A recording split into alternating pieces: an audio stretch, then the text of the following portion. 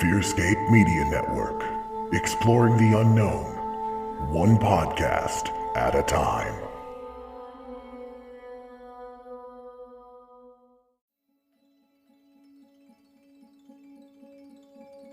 Good evening, dear friends. I am your headmister, Stefan Gearhart. And I am your co-mister, the man with no name, Lance Wayne. And we are the Misters of the Dark. Join us as we discuss everything from horror books, films, and even pretty princesses. Join us every other Tuesday in our dilapidated mansion. You never know what's going to happen next. only on the Fearscape Media Network. That's a good laugh. Ghosts in the Attics, Bodies in the Basements may contain graphic, violent, vulgar, or explicit content not suitable for all listeners. Listener discretion is advised.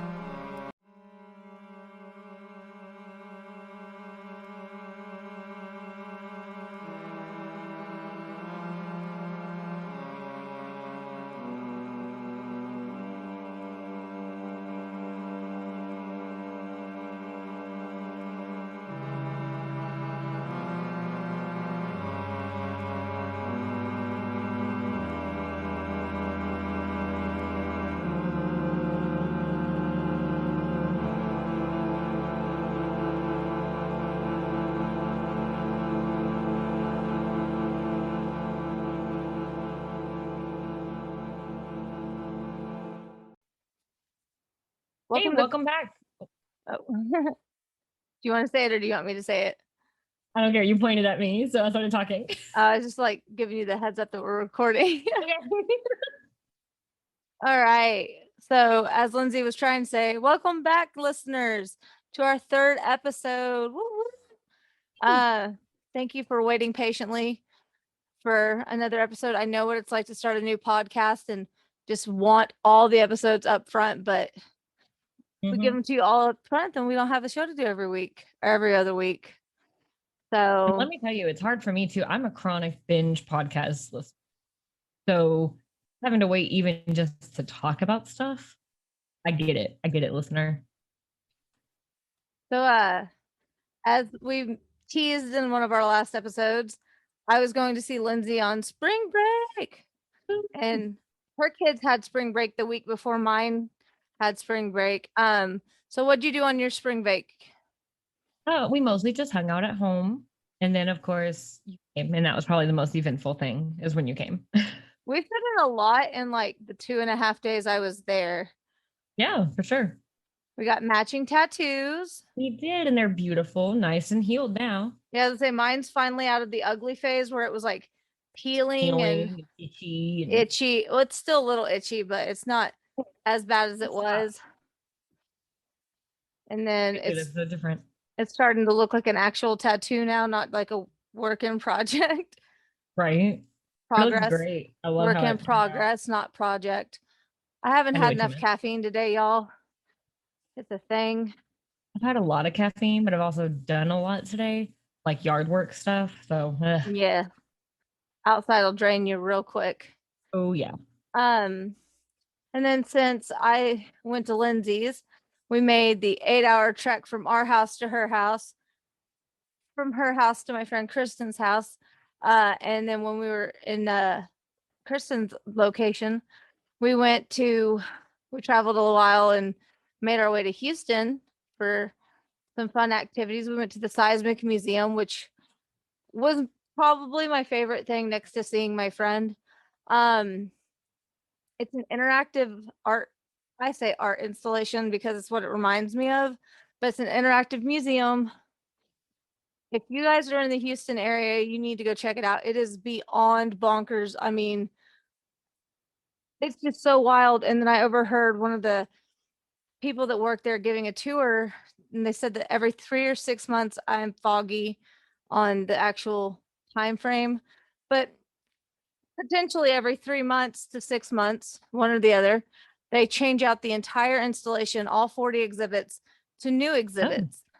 Really cool. So You could go multiple times a year and get your money's worth because you're not seeing the same stuff every time you go. Well, that sounds really cool. We don't have anything like that out here where I live. You do have trampoline parks, which is pretty dope.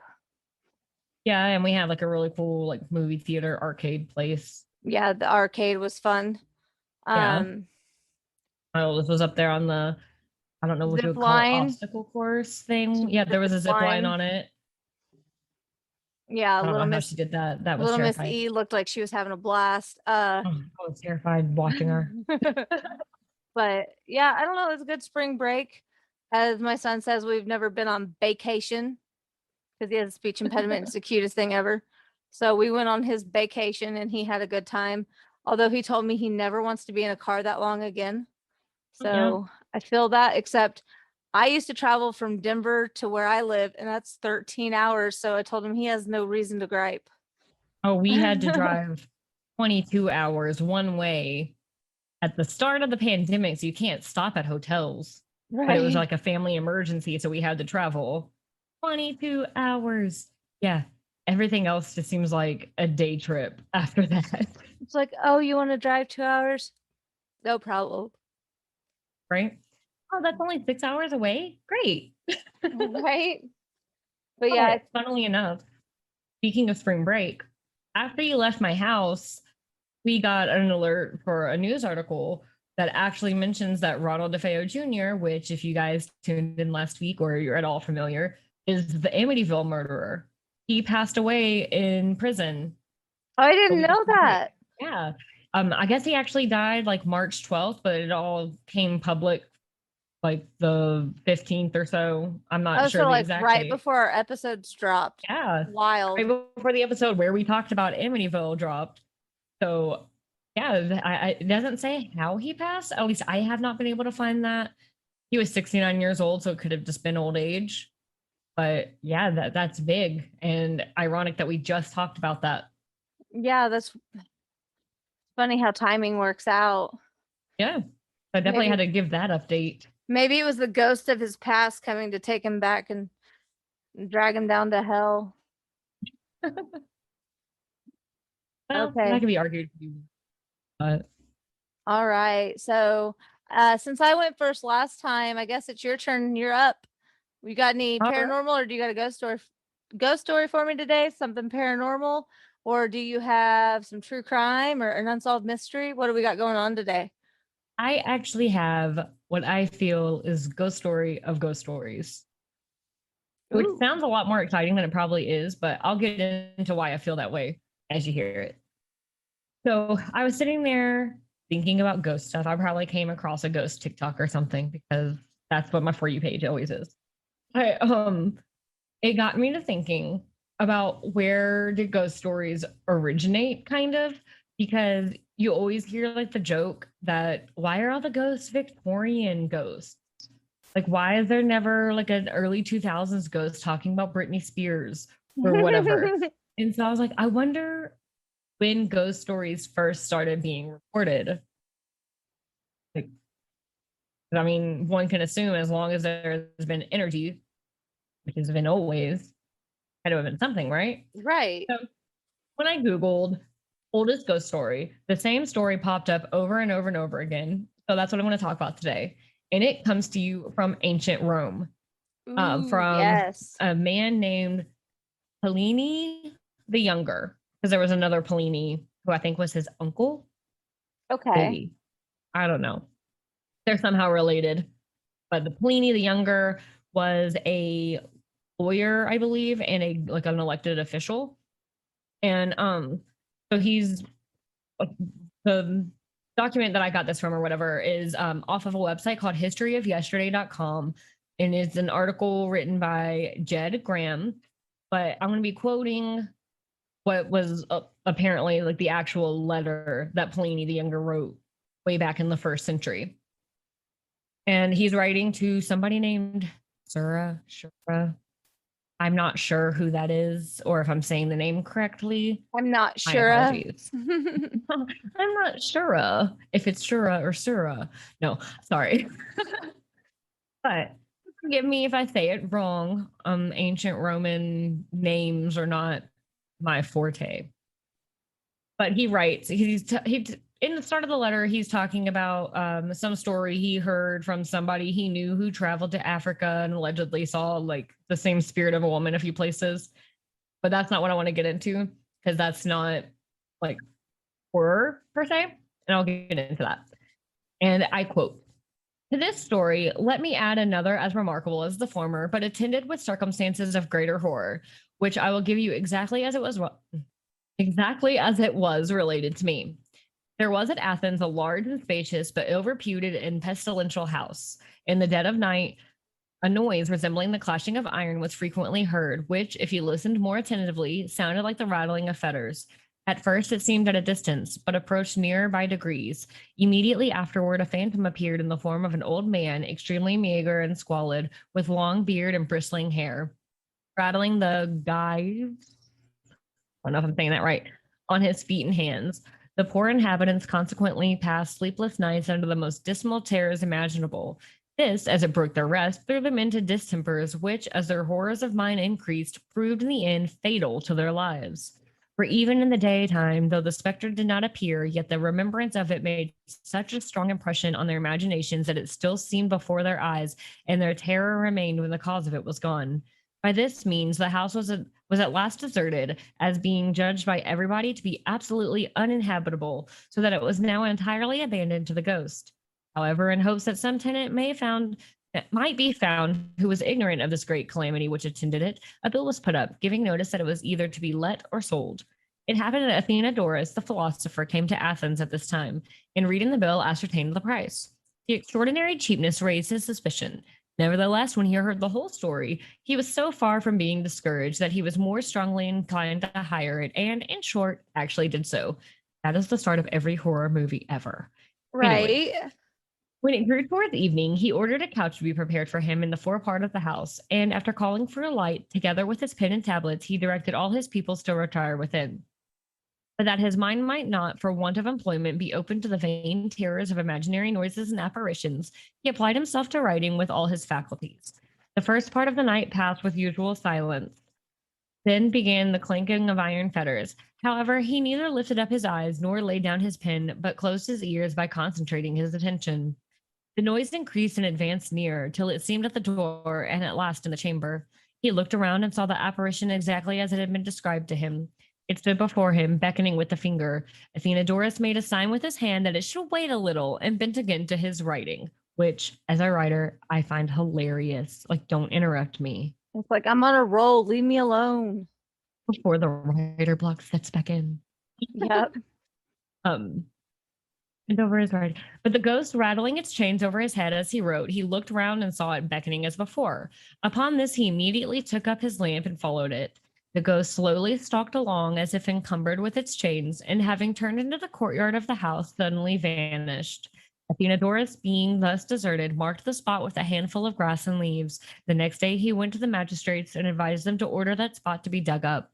There they found bones commingled and intertwined with chains, for the body had moldered away by long lying in the ground, leaving them bare and corroded by the fetters. The bones were collected and buried at the public expense, and after the ghost was thus duly laid, the house was haunted no more. Wow. That's Yeah. crazy. You know, okay, this is kind of like random, but it reminds me of Dickens and his Christmas Carol, where you hear the chains of the Marley brothers. And I wonder if he was Yeah. inspired by this story or if he even knew of this story. And it also kind of goes back into there is no such thing as an original story, because if he was inspired by this, then it didn't originate from his own creativity 100%. But I do feel in Dickens' story, though, the chains were more symbolic, whereas this sounds like he was for some reason bound in chains and then buried that way. Maybe he was a prisoner, maybe it was foul play, who knows? Right. But so speaking of like old ghosts, it reminds me of this movie called The Others with Nicole Kidman. Have you ever watched that movie? yes, it still blows my mind to this day. It's one of the most, I don't know, well-written twists I've You probably really ever come don't across. see it coming. No, and I've watched that movie a bajillion times. And every time I'm still like, oh yeah, that happens. Poor people are tormented by these ghosts. Oh, but wait. They're the ghosts. Spoiler, Right. sorry. Spoiler alert. That movie's so old though. But what blows my mind about this story though, and it relates to what you just said about the others, is this is such a typical ghost story that we see even today in modern times. And this is from ancient Rome. Yeah, I feel like the only difference is that like lights flicker now, and you know, you might hear like a radio turn on or something like that. But Right. back And then it's it just- was something more common to them, which is chains and ominous sounds versus, right. you know, Kesha coming on the radio. Lights flickering and like a song that makes you think of the person. Yeah. Which that kind of brings up another good point. There's no lights flickering because, of course, there's no electricity back then. If the whole idea is that ghosts make light flicker and stuff like that because they're forcing the energy, how were ghosts before energy evaporating? Perhaps Because they it's always the- say it takes so much energy to do that. perhaps they were siphoning it from the people inhabiting their home. There's an idea. I mean, because it literally said that people were dying.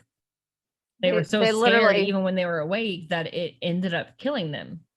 It literally like the Sanderson sisters where they brew the potion and like suck the lives out of the little children. Yeah. The like ghost way. Yeah, and all to just feed them to his body, which I guess also, I wonder if you could argue that he so wanted his remains put to rest that that alone was enough to give him the energy to be able to apparate, to lead them to him. Heck yeah.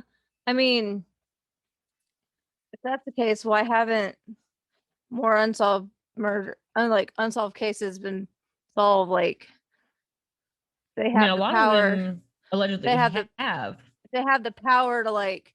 I'm talking like disappeared people. Like say you're buried in a forest and nobody knows you're in the forest. Like maybe they just don't have enough energy around them to siphon to, or they don't have enough people to show. Or maybe it's a location thing.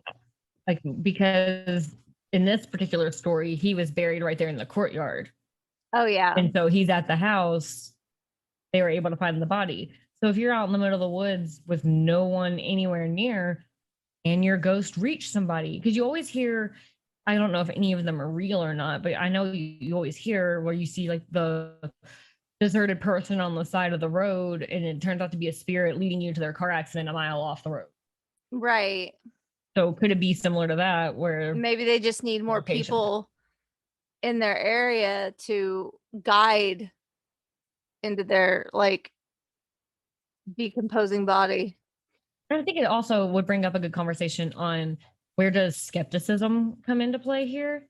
Because maybe we just have more skeptics today because usually when you hear ghost stories, you're thinking, oh, Well, that's a there's- doctored video, that's a doctored photo. I was gonna say there's so much whatever. like Photoshop and video editing capabilities nowadays that And CGI, like we were so CGI. almost desensitized to it because of movies.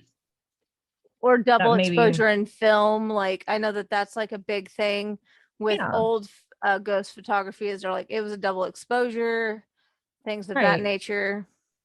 So maybe people just believed a little bit more back then because there wasn't so much debunking.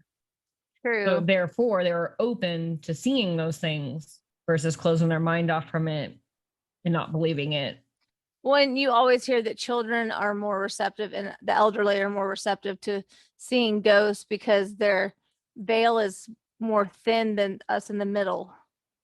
Ooh. So I wonder if the veil was always thinner back then because of the lack of debunking.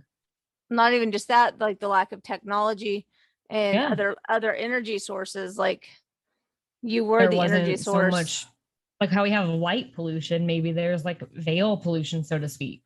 Yeah. Ooh. There's a bunch of stuff I hadn't thought of. I like it. Yep. All right. So I watched this really cool movie. Oh and yeah. it got me a story. So Oh, there you go. Made for TV. Have you ever heard of Marjorie Nugent? I have not. Have you ever heard of Bernie Tita? Nope. What about the movie called Bernie featuring Jack Black? I have not, but Jack Black and true crime sounds like an interesting mix. Right. So I came across this movie with Jack Black and I was like instantly sold because Jack Black is just, he's so great. He's phenomenal in everything he does. And it's called Bernie. It's made by the same director who directed the film Dazed and Confused, Richard Linklater. Okay. And he even said that this is his East Texas Fargo. All right, then. Yeah. So in this movie, Jack Black plays the beloved Bernie Tita, who's a small town funeral director and is pretty much beloved by everybody in the town of Carthage, Texas. And we have Shirley MacLaine, who plays Marjorie Nugent. And it's a good movie. And when I found out it was based on true crime, of course I looked it up. And what I found was messed up, y'all, like completely fucked. Oh, Well, no. This guy Bernie confesses to a crime, but not just any crime. No. He murders Sweet Marjorie. And let me tell y'all just how this came to light. Buckle up.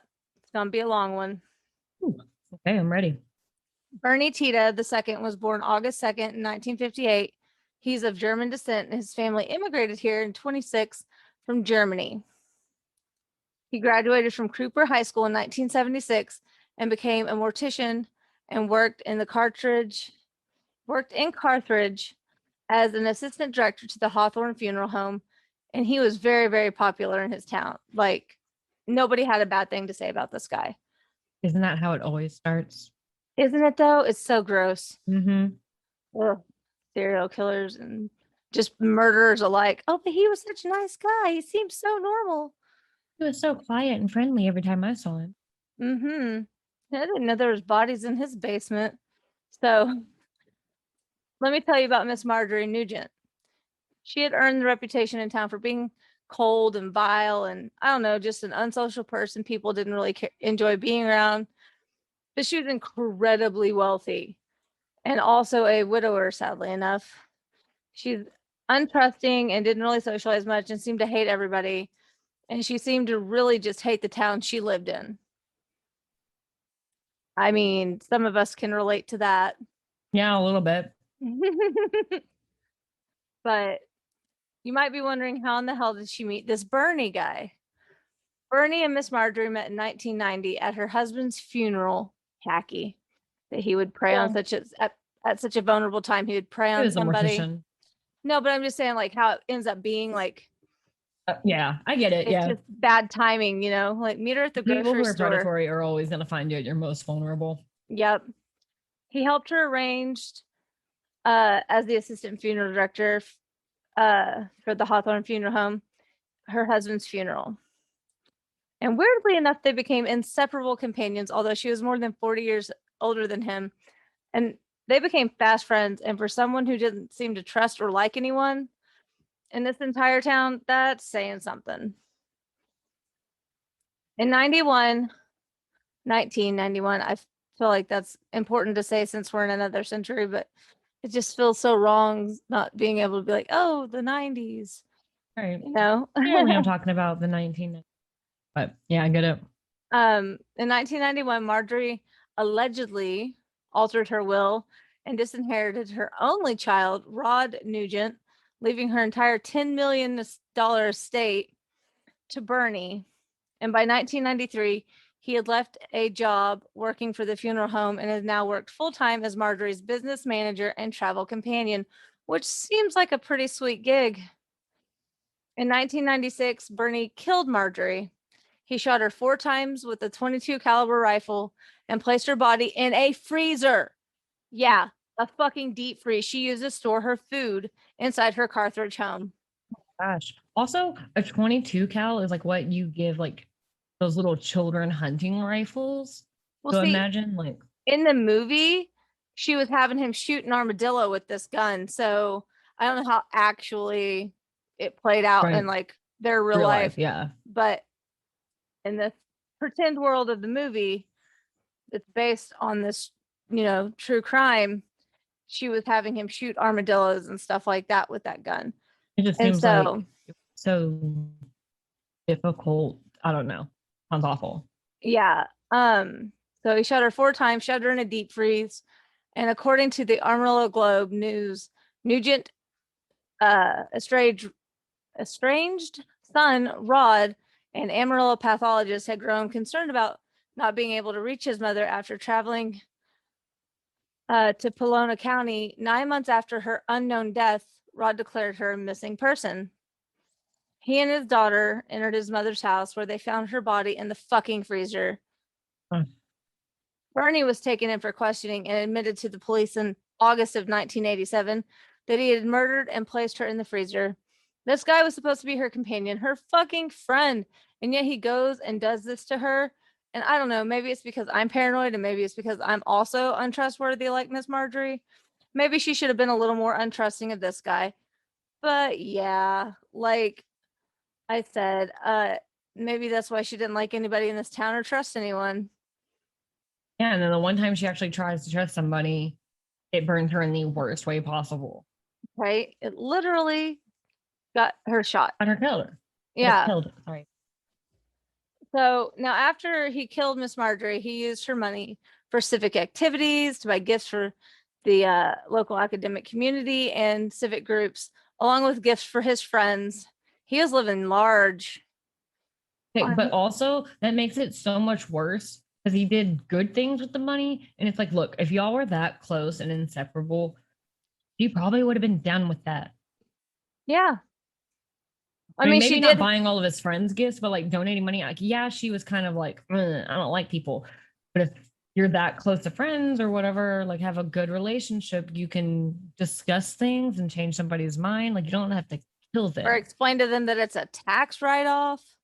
I don't know. Right. Like there's if nothing else. If she's money driven, be like, hey, this is how it could be lucrative for you. I don't know. So he was living large on his dead alleged friend's money, who he murdered in cold blood. She had given him power of attorney over her funds. So, I mean, without a body, anybody like not knowing that she's dead and that she was just gone, it makes sense he could spend her money without any question, right? Yeah.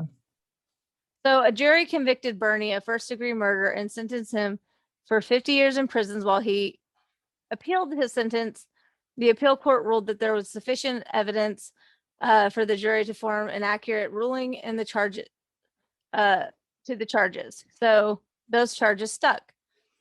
Now, this movie I told you about came out in 2011 called Bernie.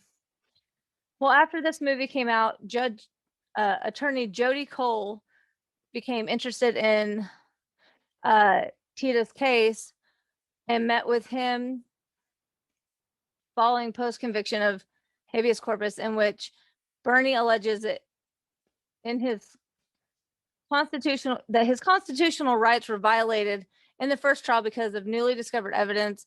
He further alleges that the 81-year-old was controlling and emotionally abusive towards him, and that he murdered her in a dissociative state, resulting from years of sexual abuse as a child from an uncle.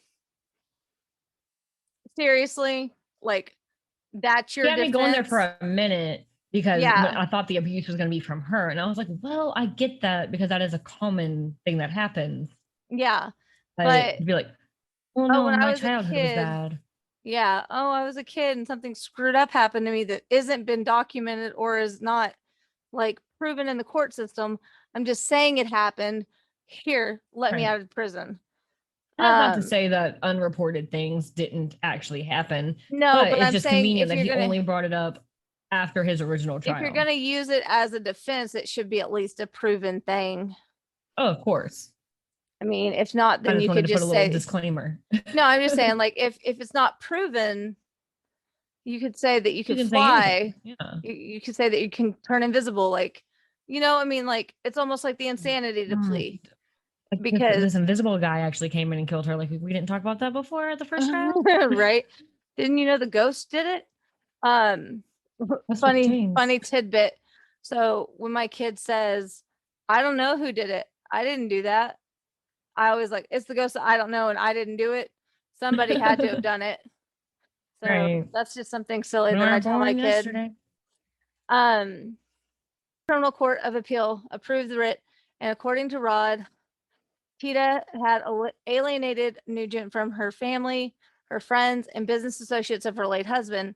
He told the Club News, "It appears that Bernie Tita kind of systematically estranged my mother from all these people at one time, and at some point they became angry with my mother." End quote. That's very interesting because he claimed she abused him, but that's classic abuse right there. Well, I mean, if Isolating them. he murdered her and hid her in the freezer for 9 months and just kept on spending her money, she had to have been pretty alienated, in my opinion. Yeah, for Or- somebody to, because it sets it up so that way then when she's dead and he's just spending the money, everyone just thinks that she's still not talking to me. Or she's so isolated because she doesn't like anybody in the town. She didn't leave her house very often. Oh, she's just at home. He's running her errands. Yeah. Like she's reached a point where she doesn't even want to go to the store anymore. So he's going for her. Yep. At resentencing, title Tita, sorry, talk to Texas Fun, was sentenced to life in prison. Rod filed a wrongful death lawsuit against him, claiming he embezzled more than $3 million from his mother. So Wow. he's countersuing, saying that he stole $3 million from his alleged friend. And I don't know if that's before she died or after she died. I didn't find that in my notes. Yeah. But get this, y'all. Just a few months after being in prison in 1999, he was attacked by fellow inmates. But during his imprisonment, he was described as the presidential model prisoner. He taught the health classes and participated in the prison choir until May of 2014, I should say. He was serving a life sentence. That month, Davison, a visiting judge, Diane DeVesto of Tyler, Texas, allowed Tita to be released from prison that month on $10,000 bail after Cole learned that Bernie had been sexually abused as a child for multiple years by an uncle. It theorized that Tita shot Nugent in a brief dissociative episode brought on by her years of abusive treatment of him, and a theory from a psychiatrist, Richard Peskoff. I'm probably saying his name wrong. Sorry, listeners. Or however you say it. It's in my notes written like that. All I know is it pisses me off severely. Like, okay, you were abused as a child, and a lot of us have been, and I haven't killed anyone, just throwing that out there. Also, he was convicted twice of this, and somehow this jackass got off and got to go walk around free. I don't get it. BC in 2016, there was a recent incident hearing in which her granddaughter, Shannon Nugent, spoke directly to Bernie saying, "You are nothing to me." Shannon and her father, Rod, both asserted that Marjorie was a kind woman on good terms with her family. In contrast to the film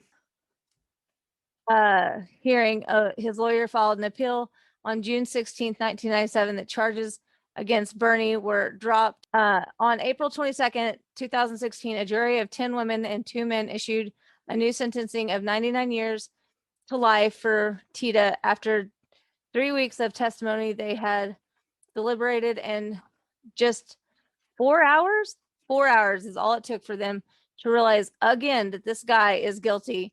And then on a week after his sentencing, his lawyer filed an appeal on the June 16th, 1997 charges against Bernie that should be dropped. And in August of 2017, the Texas Court of Appeals upheld the 99-year prison sentence. Yeah. He was the subject for a 48 hours episode called The Mortician, the Murder, and the Movie, which discussed his crime as well as briefly re-entered to society and resentencing. As of 2020, Bernie is being held at the Connolly unit of Department of Texas Criminal Justice System and it's in Kennedy, Texas. He is not eligible for parole until 2029. Thank God.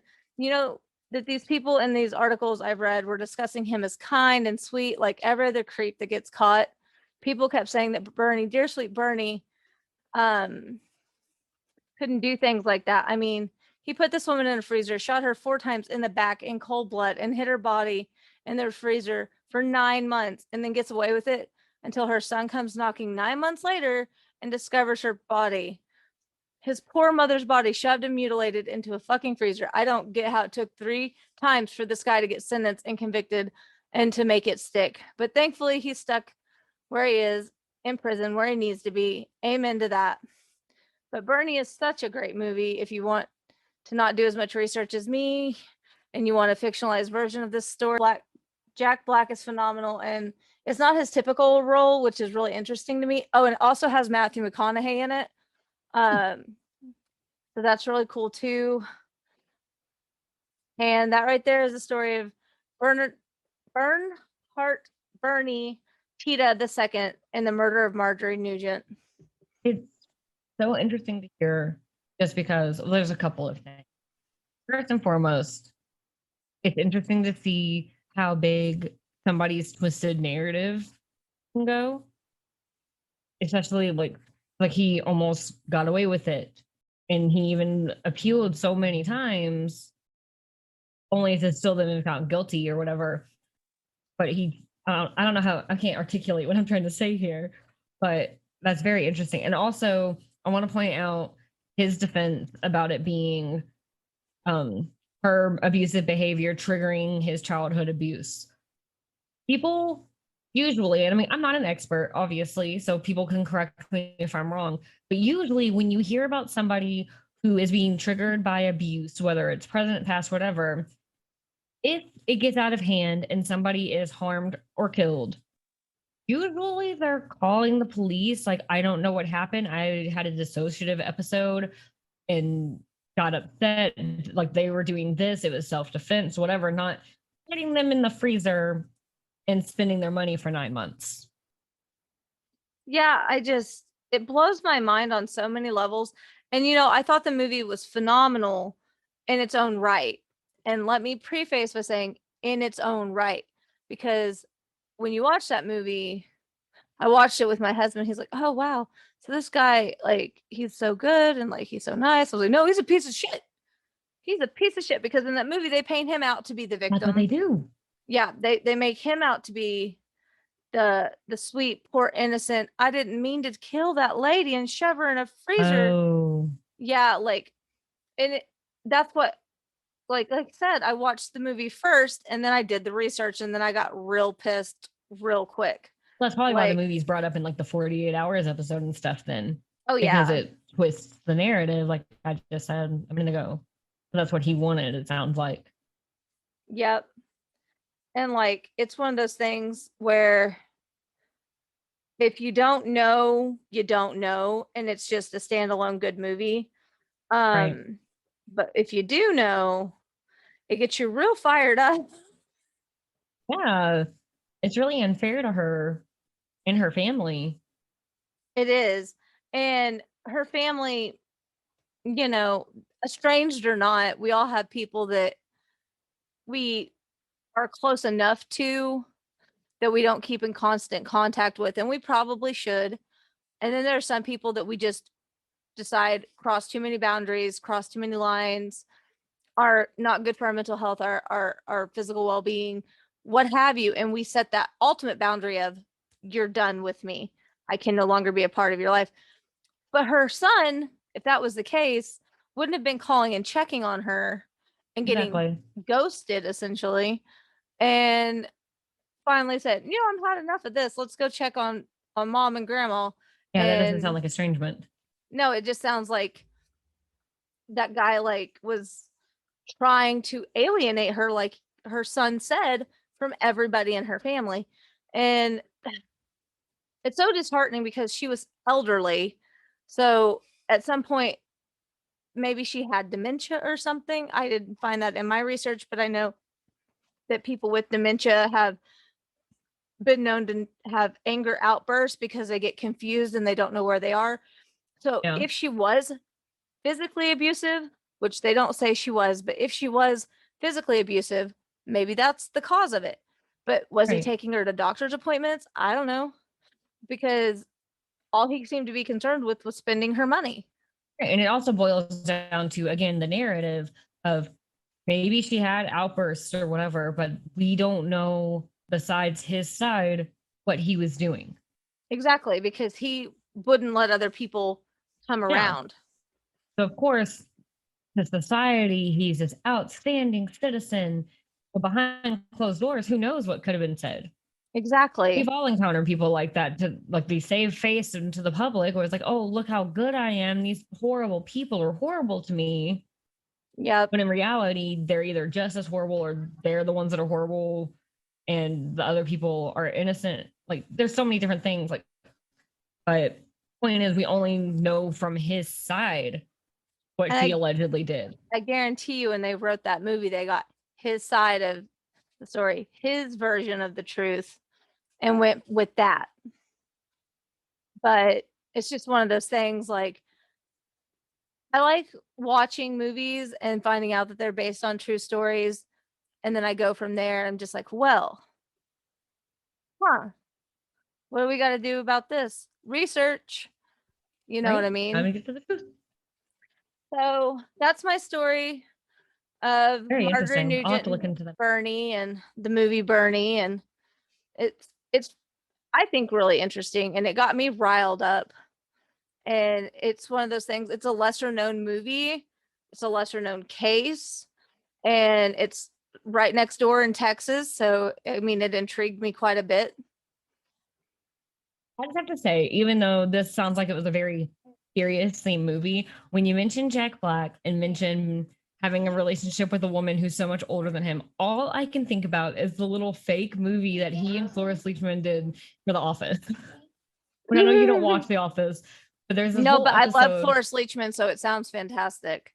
There's this whole episode where, like, throughout the show, Jim, Pam, and Andy are watching this bootleg movie Andy got, and it's Jack Black is dating, I can't remember who it was off the top of my head, but it's the granddaughter of Cloris Leachman. And then he ends up falling in love with her, and it's like, I don't know, it's like over dramatic, like kind of awkward at times, but it's just amazing. So like as soon as you were like, oh, there's this huge age difference between them, I'm like, is it that movie?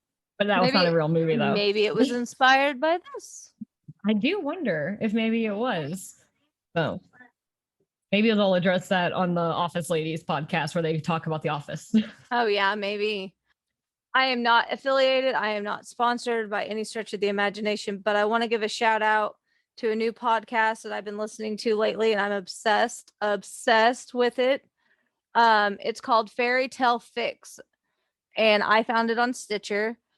It's about two friends who dive into Grimm Brothers fairy tales and other versions of like other people's fairy tales, and they retell them, and then they do their like predictions and their fixes, and I don't know, it's just damn good. And I just thought everybody should check it out. It's not anything to do with what we talk about, but if you have podcast ADD like I do, it might be worth a listen.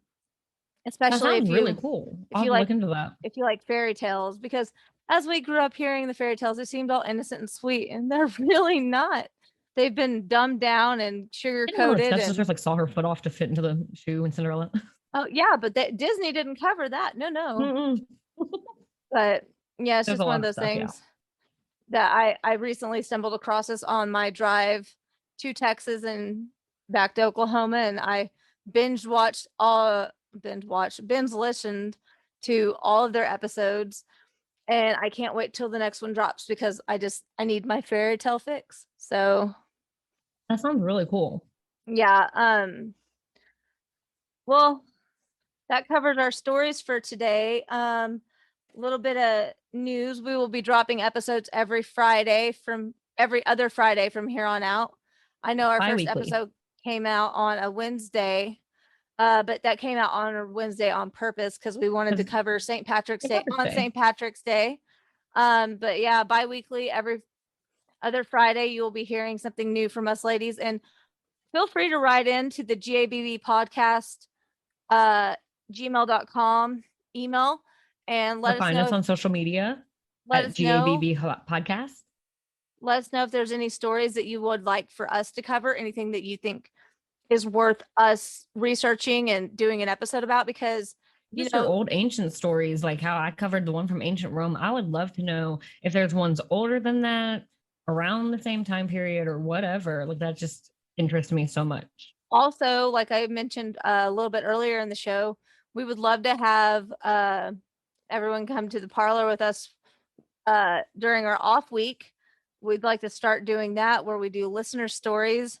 Yes. So if you have ghost stories, encounters, you seen Bigfoot, I mean, you think you saw Bigfoot, a Yeti, I don't know, just anything spooky or a little bit out there, or on the true crime side, if you have any Brushes with a hometown- serial killer or something like home- that. hometown murders, my relative met, this person or that person, and they turned out to be a serial killer or a murderer or a rapist. Like, we would love to hear your family's like elusive tales, and just we just Yeah. want to hear from you guys.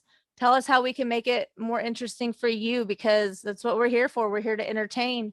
So And talk give us- about spooky shit. give us a like, a listen, and some feedback. We'd love to hear from you. And also, if you are able to review on Apple, that gets our podcast more recognized, and it lets us know what we can do to better serve you. So give us some honest feedback. We'd really appreciate it.